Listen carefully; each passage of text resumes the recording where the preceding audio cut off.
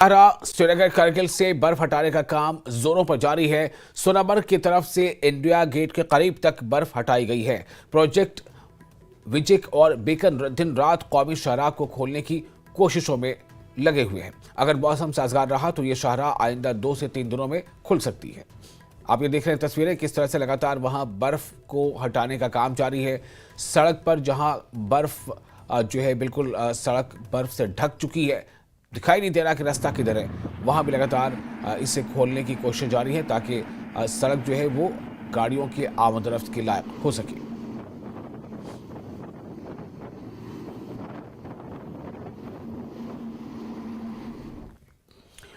और जिला तरक्याती कमिश्नर पुंछ ने कहा है कि तारीखी मुगल रोड को 10 अप्रैल तक ट्रैफिक के लिए खोल दिया जाएगा। उन्होंने कहा कि 28 मार्च को एक बार फिर बर्फबारी की पेशगोई की गई है। इसके बाद मुगल रोड से बर्फ हटाने की मुहिम शुरू की जाएगी और कोशिश होगी कि मुगल रोड को 7 अप्रैल तक बर्फ हटाने के बाद 10 अप्रैल को खोल दिया जाए।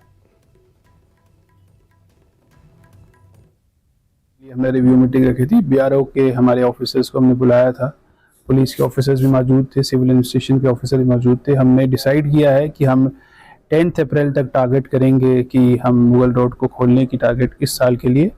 हमें ये बताया गया है कि 28 मार्च को एक वेदर स्पेल है जिसमें फ्रेश स्नोफॉल होने की आशंका है। उस स्नोफॉल के होने के बाद किस लेवल का स्नोफॉल होता है उसकी क्लियरेंस का हम उसी से इमीडिएटली डिसीजन लेंगे और 8 अप्रैल तक इसको क्लियर करने की कोशिश करेंगे पूरे रास्ते को, और सेफ्टी ड्रिल्स करने के बाद 10 अप्रैल को इसको खोलने की हम कोशिश करेंगे। और वादी कश्मीर में बढ़ती बेरोजगारी सियासी और समाजी सतह पर मौजू बहस बनी हुई है। यहाँ ऐसे नौजवानों की भी कमी नहीं है जिन्होंने सरकारी नौकरी के पीछे दौड़ने की बजाय हिम्मत और हौसले से काम लिया है। उन्होंने न सिर्फ अपने लिए रोजगार का इंतजाम किया है बल्कि दीगर लोगों को भी रोजगार फराहम करने की उन्होंने कोशिशें की है। ऐसे ही बाहिम्मत नौजवानों में से एक है त्राल से ताल्लुक़ रखने वाले नूर मोहम्मद भट्ट। वो एक छोटे से गाँव कबला में बड़े ख्वाब लेकर पैदा हुए। नूर मोहम्मद के मुताबिक इनके वालिदैन मिक्स पानी के साथ वाबस्ता थे, ताहम वो रिवायती तर्ज पर ये काम करते थे। बट पहले 20 छत्ते उन्होंने खरीदे, फिर 110, फिर पीछे मुड़कर नहीं देखा। अब मिक्स पानी के शोबे में नूर मोहम्मद अपनी एक अलग शनाख्त बना चुके हैं।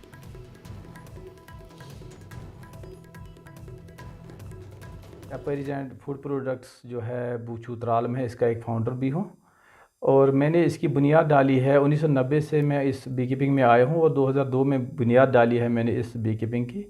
यहाँ पे कश्मीर में जो बी कीपिंग करते थे, हमारे सब डिस्ट्रिक्ट त्राल में सदियों से बी कीपिंग हो रही है और यहाँ जो बी कीपर काम करते थे उनको इसका कोई मार्केट नहीं था। और मैंने आगे बाहर जाके जब मैंने देखा कि यहाँ बहुत अच्छा हमारा यहाँ पे ऑर्गेनिक फार्मिंग जो है हम कर सकते हैं, हमारा ऑर्गेनिक हनी है यहाँ पे, फिर मैं इसमें आया हूँ और मैंने इसको ऑर्गेनिक कंसेप्ट दे के उन लोगों के साथ में मिलजुल के हमने ये काम किया है कि हमने यहाँ का जो ऑर्गेनिक हनी है इसको हमने कई कंट्रीज़ तक किसी कंपनी के साथ मिलजुल के एक्सपोर्ट करने में कोई कसर नहीं छोड़ी है। और हमारा आज जो नाम है वो इसी वजह से है कि हम यहाँ पे ऑर्गेनिक फार्मिंग करते हैं और हमारा जो शहद है दुनिया में मशहूर है, कश्मीर वाइट हनी जिसको हम बोलते हैं।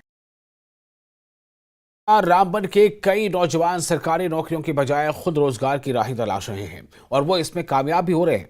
बचपन में ही वालिदैन के साए से महरूम और घरेलू माली दुश्वारियों से दो चार बानिहाल के बडगाम गांव के जुबैर अहमद दुराबू ने कई साल पहले मुख्तलिफ किस्म के मसाले पिसने और पैकिंग करने का काम घर पर ही शुरू किया था। अब इन्होंने अपने कारोबार को बाज़ाब्ता एक यूनिट की शक्ल दी है। जुबैर अहमद ने 5 मकामी नौजवानों को रोजगार भी फराहम किया है। जुबैर की कारोबारी सरगर्मियां मकामी नौजवानों के लिए मशअल राह बन रही हैं।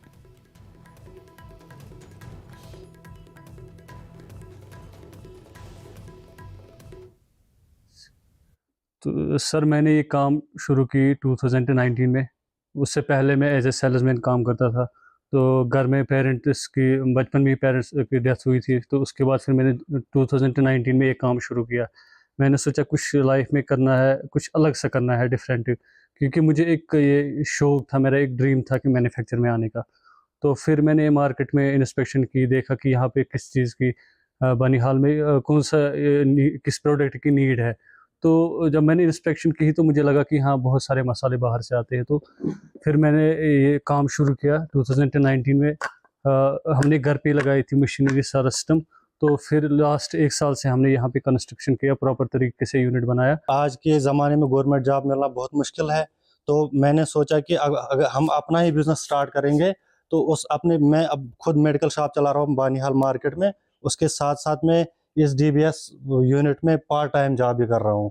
तो मैं इस जॉब से बहुत सेटिस्फाई हूँ, मैं खुश हूँ। मैं यही सोच रहा हूँ कि जब तक हमें गवर्नमेंट जॉब लगेगी तब तक हम अपना टाइम वेस्ट क्यों करेंगे। जैसे कि मेरा माँ बाप है, मेरा बाप एक मजदूर तबके से है, उसने मुझे मजदूरी करके बी फार्मेसी कराई। तो आजकल ये गवर्नमेंट जॉब मिलना बहुत मुश्किल है, तो मैंने खुद डिसीजन लिया कि मैं खुद का मेडिकल शॉप भी चलाऊं और डीबीएस यूनिट पे ये पार्ट टाइम जॉब भी करूं। और इसके साथ ही